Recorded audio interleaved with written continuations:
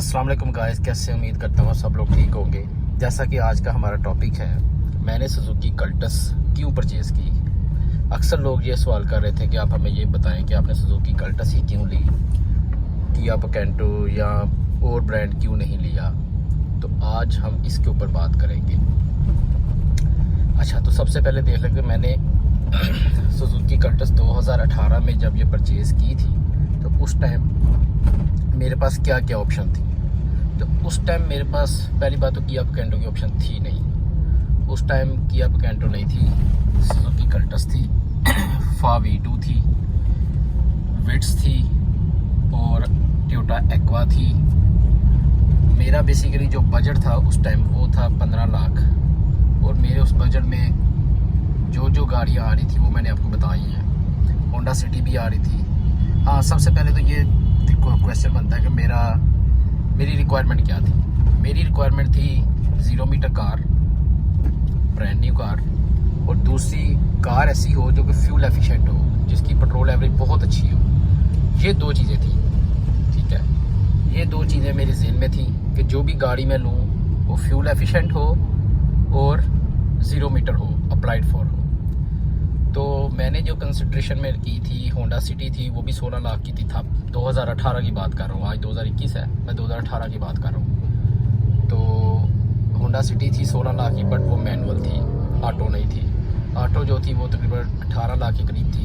वो बिल्कुल यहाँ से आउट हो गई मेरी बजट से। अब बात कर लेते हैं बाकी। उसमें आ जाती है आपकी स्विफ्ट, वो भी बजट से आउट थी। वो 1300 सीसी थी और फ्यूल एवरेज भी उसकी थोड़ी ज़्यादा थी, तो वो भी आउट हो गई। तो पीछे बच जाते हैं अब कल्टस के अलावा विट्स एंड टोयोटा एक्वा और विट्स दोनों को मैंने कंसिडर किया था, और मैंने ठीक ठाक इनको कंसिडर किया था। मैंने मतलब इनकी टेस्ट ड्राइव भी की थी, बट ये दोनों गाड़ियाँ फ्यूल के हिसाब से तो ठीक थी, बट 0 मीटर फिर भी नहीं थी, क्योंकि ये जापान में चली जाती है। तो उस हिसाब से अगर देखा जाए तो उस वक़्त जो विट्स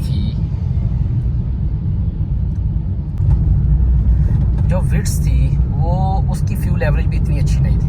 वो भी आपको पता है कि वो बाहर चली होती है, उसकी एवरेज 12, 13, 14 ये एवरेज होती है। लोग बता ज़्यादा देते हैं लेकिन एवरेज उसकी भी इतनी है। तो फिर मेरी कंसिडरेशन में कल्टस के अलावा एक्वा रह गई थी।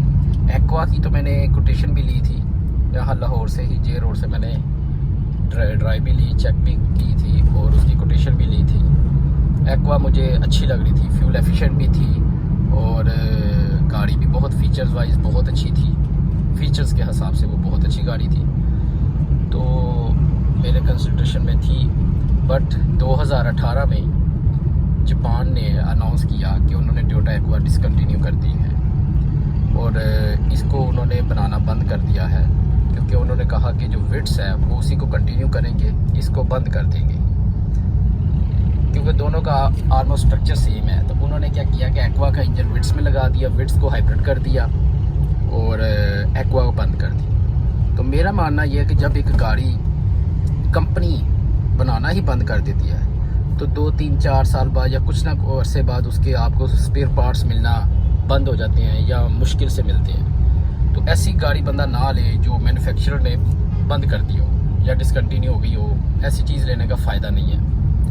तो वो मेरी एक्वा इस वजह से रह गई थी कि डिसकंटिन्यू हो गई थी, बनाना बंद कर दी जापान वालों ने। फिर आ जाके ये बच गई कल्टस। अब कल्टस के अंदर देख रहे थे कि इसके अंदर ही मैं क्यों गया।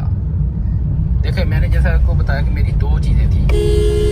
एक तो थी मेरी फ्यूल एफिशिएंट डिमांड, कि गाड़ी हो फ्यूल एफिशिएंट, और दूसरा था कि 0 मीटर हो। तो ये 0 मीटर को मीट कर रही थी, नो डाउट। और होंडा सिटी भी बहुत कम लोग जानते हैं कि मैंने होंडा सिटी भी बुक करवाई थी, ठीक है। होंडा सिटी मैंने 2018 में बुक करवाई थी, बट वो फिर मैंने कैंसिल कर दी थी। एक तो उसकी प्राइस बढ़ गई थी, उसके ऊपर ओन भी था बहुत ज़्यादा, 1.5-2 लाख रुपए ओन था। इसके ऊपर भी था, पर मैंने ये विदाउट ऑन ली थी, 2 माह का वेट किया था, गाड़ी मुझे मिल गई थी। इसके ऊपर भी 40-50 हज़ार ऑन था, उसके ऊपर 1.5 लाख रुपये ऑन था सिटी के ऊपर। और बट मेरी जो नीड्स थी फ्यूल एफिशिएंट 0 मीटर, और एक और मेरी नीड थी कि गाड़ी ऑटोमेटिक हो। मैं ऑटो गाड़ी पसंद करता हूँ। उससे पहले मैं मैनुअल चला रहा था, मेरे पास 2-3 गाड़ियाँ थी, मेहरान थी, आल्टो थी, बट मेरी जो नीड थी वो ऑटो गाड़ी थी कि अब मैं ऑटो ही गाड़ी यूज़ करूँगा। तो ये उसको मीट कर रही थी। तो जी, तो गाइस ये गाड़ी तकरीबन 3 साल चलने के बाद इसको अगर आप देखें तो इसकी माइलेज शो हो रही होगी 42,000 समथिंग ये गाड़ी चल चुकी है, ठीक है। और 42,000 चलने के बाद इसकी अगर मैं आपको फ्यूल एवरेज दिखाऊं जो कि ये डिस्प्ले के ऊपर शो कर रही है, तो वो भी 20 के करीब है, जबकि मेरी गाड़ी ज़्यादातर शहर के अंदर ही चलती है और लॉन्ग पे बहुत कम जाती है। तो उसके बावजूद इसकी जो माइलेज है वो मैं ऑफिस जा रहा हूँ, सुबह का टाइम है, तो साथ ही मैं वीडियो रिकॉर्ड कर रहा हूँ, तो रश भी है। ये एवरेज इसकी देखिए 19.5 अभी ये डिस्प्ले पे शो कर रही है, ठीक है गाइस। तो ये जो 2 चीज़ें थी मेरी फ्यूल एफिशिएंट, वो अभी भी गाड़ी बेहतरीन है फ्यूल के हिसाब से। एक्चुअली ये गाड़ी दुनिया में सलेरियो के नाम से लॉन्च हुई है, सुजुकी सलेरियो के नाम से। पाकिस्तान में पाक सुजुकी ने ये गाड़ी जब लॉन्च की तो पाकिस्तान ने भी, सुजुकी वालों ने इसको सलेरियो का ही नाम दिया था। लेकिन जब गवर्नमेंट ने कहा कि इसका एक टैक्स है जिस वजह से इसकी प्राइस बढ़ जाएगी, तो उन्होंने फिर इसका नाम सुजुकी कल्टस रख दिया। पहले वाली कल्टस को बंद कर दिया क्योंकि ये इंजन वाइज उसी स्लॉग में आ रही थी, वो भी 1000 सीसी थी, ये भी 1000 सीसी, तो उन्होंने वो बंद करके डिसकंटिन्यू करके उसकी जगह फिर इसको कल्टस का ही नाम दे दिया। और इसके रिव्यू मैंने, लोग पूछ रहे थे कि आपको कैसे पता चला कि ये फ्यूल एफिशिएंट कार है या होगी, क्योंकि ये इंडिया में सबसे ज़्यादा सेल होने वाली कार है सुजुकी सलेरियो। वहाँ पे मारुति के नाम से है, मारुति सलेरियो। बांग्लादेश में है, इंडोनेशिया, नेपाल, ऑस्ट्रेलिया, इंग्लैंड, काफ़ी सारे मुल्कों में ये सलेरियो के नाम से है। ऑस्ट्रेलिया में ये बहुत मकबूल है। तो हर मुल्क के रिव्यू अगर आप देखें तो आपको पता चल जाता है, अंदाज़ा हो जाता है लोगों के, जो लोगों के ऑनेस्ट रिव्यू होते हैं। जैसे मैं एक रिव्यू बना रहा हूँ अपनी गाड़ी पर, तो जो लोगों के रिव्यू थे इसके बारे में बड़े अच्छे थे कि फ्यूल एफिशिएंट है और माइलेज बहुत अच्छी है और स्मॉल कॉम्पैक्ट कार है, तो वैल्यू टू मनी है। तो मुझे ये वैल्यू टू मनी ही लगी, ठीक है।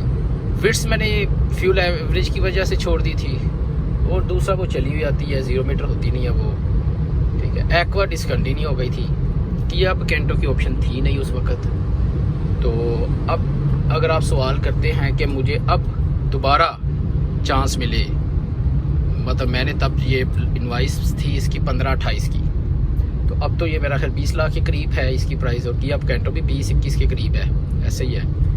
तो अभी दोबारा मेरे पास वही बजट आए और मैं 3 साल बाद क्या परचेज़ करूँगा, तो ये सवाल बड़ा टफ और थोड़ा सा डिफ़िकल्ट भी है।